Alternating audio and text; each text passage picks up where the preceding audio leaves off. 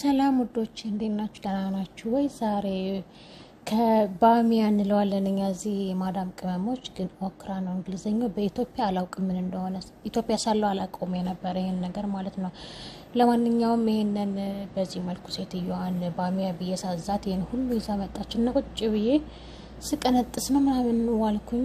በዚህ መልኩ አጠብኩት። ለምንድን ነው የፈለኩትኝ?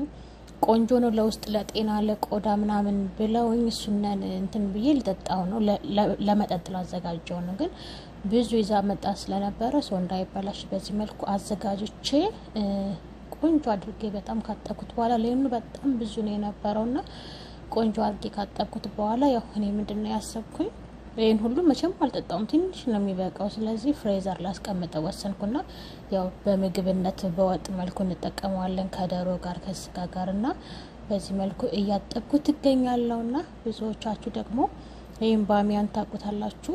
እኔ በጣም ነው የምወደው፣ ምግቡን በጣም ነው የምወደው። ግን አሁን ላይ ቲክቶክ ደግሞ እንደዚህ በቃ ከትፈው ምናምን እንትን ውስጥ አድርገው ውሃ ጠጡ ተብሎ እሱ ደግሞ ሳይ ለምን አልሞክረውም ለጤና ጥሩ ከሆነ ሆዴንም እኔንም ወጋ ያረገኝ ነው ብዬ በዚህ መልኩ ይሄንን አዘጋጀውኝ። በዚህ መልኩ እየከተፍኩ እገኛለሁ። ምክንያቱም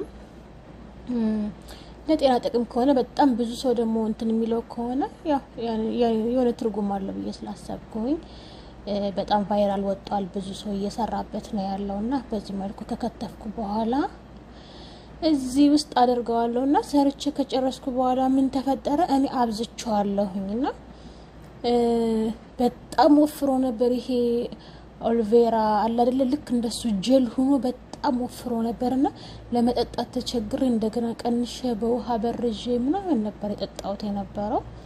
ያው እናንተም ስትሞክሩ እንዳትሳሳቱ። ያው ትንሽ እርግጠኛ ነኝ 5 ፍሬ ምናምን ይበቃል። በቃ እንደዚህ ነው 3 ሃይላንድ ነው ያደረኩበት ማለት ነው። ከዛ በኋላ ወደ ተላጃ ወደ ፍሪጅ እና ማስቀምጠው ከቢያንስ የተወሰነ ሰዓት ምናምን መቆየት አለበት ብለዋል ማለት ነውና እዚህ ላይ ልነግራችሁ የፈለኩት ምንድነው አታብዙ ስትጠቀሙ። አሁን ለምሳሌ 3 ሃይላንድ 33 ሚሊ ነው፣ እሱን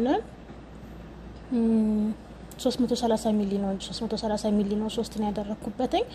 በጣም ወፍሮ በቃ ሂጀል ሆኖ ነበርና ስትከትፉ ትንሽ 4-5 ፍሬ በቂ ነው። ምክንያቱም ይሄ እዚህ ጋር ስቀዳው በጣም ወፍሮ ነበርና እንትን ራሱ ለብቻው ነው ውርድ ያለው። ይሄ ከተፍኩት ባሚያው ለብቻው ውርድ ያለና እንዴት ልጠጣው? ስለዚህ ሌላ ብርጭቆ ማምጣት ነበረብኝ።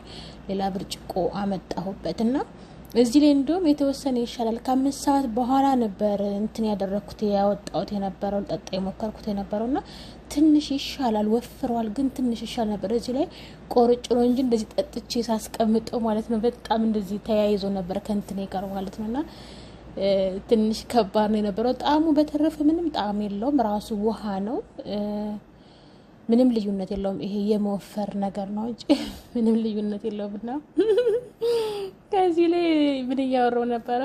ፊሊፒኗ ጓደኛዬ ባሚያ አትወድምና ለምንድን ነው ማትወጁ? ብዙዎች እኮ ይወዳሉ። እናንተ ሀገር ደግሞ ምኑንም ነው የምትበሉተኝ እንኳን ይሄን ስላት ህፃን ያለውኝ እናቴ ስትሰራ ላይክ እንደዚህ ምልግ ስለሚል ንፍጥ ምናምን ነበር የሚመስለኝና በቃ በልጅነት ጠላሁት ስቲል አልበላም ማለችኝና ይሄንን እየነገርኳችሁ የነበረውና እየጠጣሁት የነበረው ግን ለመጠጣት በጣም ተቸግሬ ነበር። ምክንያቱም ጠጥቼ ስጨርስ እንትኑ ሳስቀምጠው ይሄ በጣም ስለሚማልግ ተሎ እንትን አይልምና ከዛ በኋላ ምንድነው ያሰብኩት የነበረው በዛ መልኩ መጠጣት ምናምን ስላልቻልኩኝ ስትሮ መፈለግ ጀመረ ነበር። እዚህ ጋር ቪዲዮና አቁሜ ምናምን ምክንያቱም በሱ ካልሆነ እንዴ ዝም ብሎ አይጠጣምና ለቀጣይ ስትጠቀሙ እናንተ በጣም አታብዙ፣ ትንሽ አድርጉተኝ ለሙከራ ያህልና የስትሮ እዚህ ጋር እንጂ ሌላ ምንም አማራጭ አልነበረኝም። ምክንያቱም በጣም ነበር ትንሽ ያስቸግራል።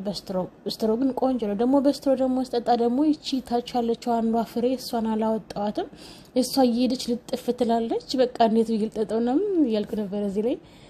እዚህ ጋር በቃ እየተወተፈች ነበር። በቃ እየሄደች ግብት ትልብኛለች፣ ስትሮውን ትደፍናለች። እንዴት ልጠጣ እና በስተመጨረሻ በግድ ነበር የጨረስኩትና አሪፍ ነው የኔ ውዶች፣ ሞክሩት።